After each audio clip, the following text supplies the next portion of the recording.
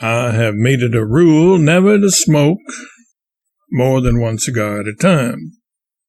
I have no other restriction as regards smoking. I do not know just when I began to smoke. I only know that it was in my father's lifetime and that I was discreet. He passed from this life early in 1847 when I was a shade past 11. Ever since then, I have smoked publicly as an example to others, and not that I care for moderation myself. It has always been my rule never to smoke when asleep and never to refrain when awake. It is a good rule, for me. But some of you know quite well that it wouldn't answer for everybody that's trying to get to be 70. I smoke in bed until I have to go to sleep. I wake up in the night, sometimes once, sometimes twice, sometimes 3 times, and I never waste any of these opportunities to smoke. This habit is so old and dear and precious to me that I would feel as you, sir, would feel if you should lose the only moral you've got, meaning the chairman. If you've got one. I'm making no charges. I will grant here that I have stopped smoking now and then for a few months at a time, but it was not on principle. It was only to show off. It was to pulverize those critics who said I was a slave to my habits and couldn't break my bonds. Today, it is all of 60 years since I began to smoke the limit. I have never bought cigars with life belts around them. I early found that these were too expensive for me. I have always bought cheap cigars, reasonably cheap at any rate. 60 years ago, they cost me $4 a barrel. But my taste has improved latterly, and I pay $7 now. 6 or 7. 7, I think. Yes, it's 7. But that includes the barrel. I often have smoking parties at my house, but the people that come have always just taken the pledge. I wonder why that is. As for drinking, I have no rule about that. When the others drink, I like to help. Otherwise, I remain dry by habit and preference. This dryness does not hurt me, but it could easily hurt you because you are different. You let it alone. Since I was 7 years old, I have seldom taken a dose of medicine and have still seldomer needed one. But up to 7, I lived exclusively on allopathic medicines. Not that I needed them, for I don't think I did. It was for economy. My father took a drugstore for a debt, and it made cod liver oil cheaper than other breakfast foods. We had 9 barrels of it, and it lasted me 7 years. Then I was weaned. The rest of the family had to get along with rhubarb and ipecac and such things because I was the pet. I was the first Standard Oil Trust. I had it all.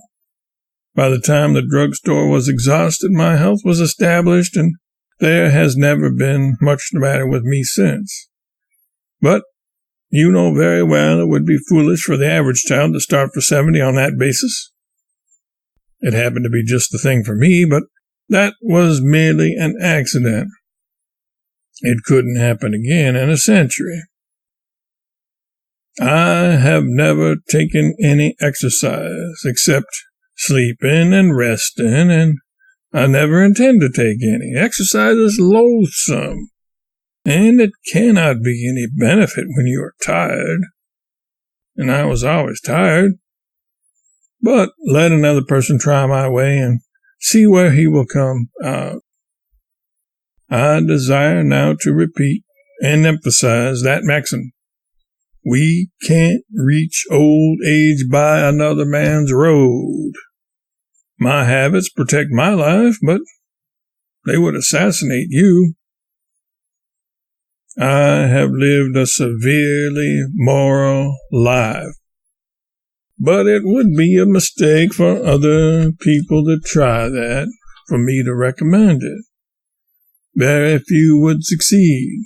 You have to have a perfectly colossal stock of morals, and you can't get them on a margin.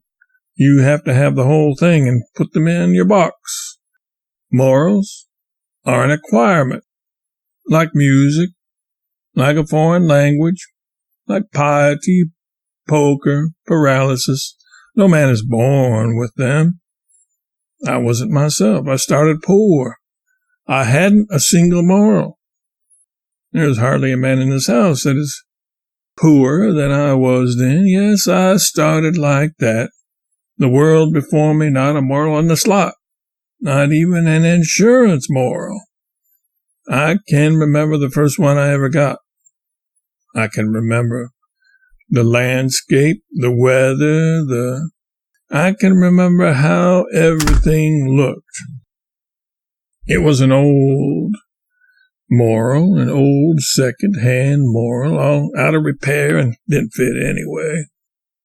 But if you are careful with a thing like that and keep it in a dry place and save it for processions and chautauquas and world's fairs and so on, and disinfect it now and then and give it a fresh coat of whitewash once in a while, you will be surprised to see how well she will last and how long she will keep sweet or at least inoffensive.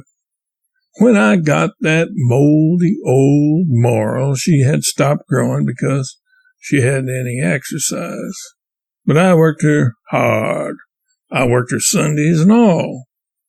Under this cultivation, she waxed in might and stature beyond belief, and served me well and was my pride and joy for 63 years.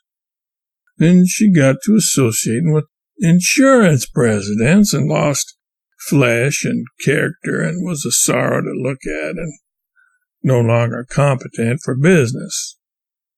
She was a great loss to me, yet not all loss. I sold her. Pathetic skeleton as she was. I sold her to Leopold, the pirate king of Belgium. He sold her to our Metropolitan Museum, and I was very glad to get her, for without a rag on, she stands 57 feet long and 16 feet high, and they think she's a brontosaur. Well, she looks it.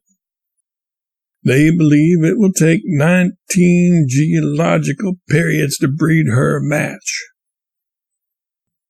Morals are of inestimable value, for every man is born crammed with sin microbes, and the only thing that can extirpate these sin microbes is morals.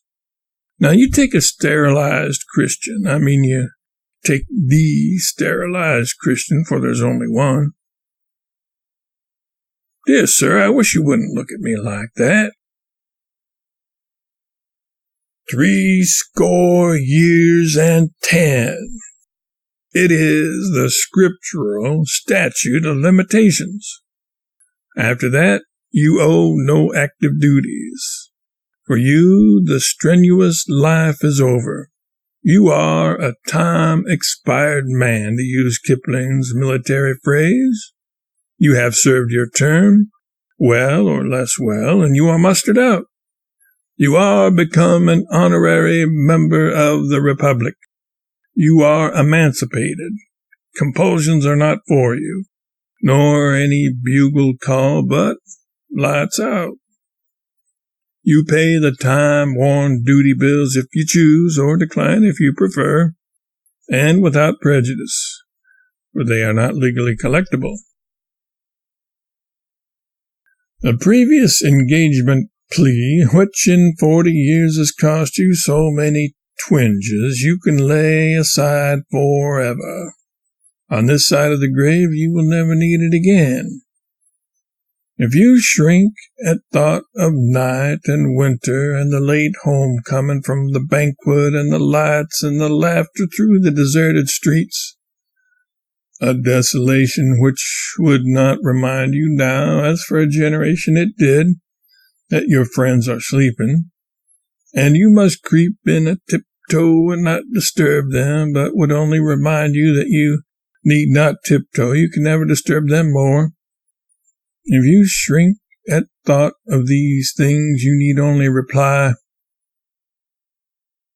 "Your invitation honors me and pleases me because you still keep me in your remembrance. But I'm 70, and would nestle in the chimney corner and smoke my pipe and read my book and take my rest, wishing you well in all affection, and that when you in your turn shall arrive at pier number 70, you may step aboard your waiting ship with a reconciled spirit, and lay your course toward the sinking sun with a contented heart."